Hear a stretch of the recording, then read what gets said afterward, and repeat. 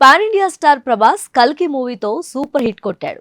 దాదాపు 1200 కోట్లు వసూలు చేసిన ఈ మూవీ రెండో పార్ట్ షూటింగ్ ను కూడా జరుపుకుంటుంది. ఈ మూవీ వచ్చి 4 నెలలు అవుతున్నా ఇంకా క్రేజ్ మాత్రం తగ్గలేదు. సినిమా విడుదలైనప్పుడు అర్జునుడు, కర్ణుడు పాత్రలపై పెద్ద గొడవే జరిగింది. అర్జునుడు గొప్పని కొందరంటే కర్ణుడే గొప్ప అని ఇంకొందరు వాదనలు వినిపించారు. సోషల్ మీడియాలో దీనిపై పెద్ద యుద్ధమే జరిగిందని చెప్పాలి.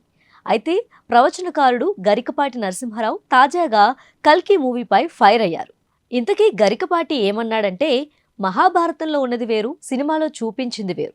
అశ్వత్థామ కర్ణుణ్ణి హీరోలుగా చూపడమేంటి, నాకేమీ అర్థం కాలేదని ఆయన కౌంటర్లు వేశారు. సినిమా వాళ్ళు ఏం చూపిస్తే అది నిజమని నమ్మితే ఎలా? అశ్వత్థామ కర్ణుడు అర్జెంటుగా హీరోలు అయిపోవడం ఏంటి? మహాభారతం అంతా చదివితే కర్ణుణ్ణే అశ్వత్థామ కాపాడాడు కదా. అశ్వత్థామను కర్ణుడు ఒక్కసారి కూడా కాపాడలేదనేది వాస్తవం. అశ్వత్థామ మహావీరుడని అందరికీ తెలుసు. కానీ కల్కిలో ఆచార్యపుత్ర ఆలస్యమైందా అనే డైలాగ్ పెట్టారు. అలాంటిది భారతంలో ఎలా వచ్చిందో ఇప్పటికే అర్థం కావడం లేదు.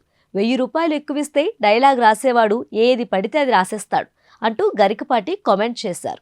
కల్కి మూవీ జూన్ 27న విడుదలవ్వగా 1200 కోట్ల వరకు కలెక్షన్స్ రాబట్టింది. ఈ మూవీకి కొనసాగింపుగా ఇప్పుడు రెండో పార్ట్ కూడా రానుంది. ఆ మూవీ షూట్ వేగంగా సాగుతుందని మేకర్స్ ఇదివరకే తెలిపారు. రెండో పార్ట్లో కర్ణుడినే హీరోగా చూపిస్తారనే టాక్ వినిపిస్తుంది. ఆ మూవీకి కర్ణ 310 BC అనే టైటిల్ పెట్టాలని చూస్తున్నారట. మొత్తానికి కల్కి మూవీ గురించి గరికపాటి కామెంట్స్ సోషల్ మీడియాలో వైరల్ అవుతుంది. దానిపై కల్కి మేకర్స్ ఎలాంటి క్లారిటీ ఇవ్వలేదు. డైరెక్టర్ నాగ్ అశ్విన్ ఎలా రియాక్ట్ అవుతారోనని అందరూ ఎదురుచూస్తున్నారు. ఇక కల్కి మూవీపై గరికపాటి ఫైర్ అవడంతో గొడవేంటి అంటూ సోషల్ మీడియాలో మరికొందరు కామెంట్స్ వినిపిస్తున్నారు.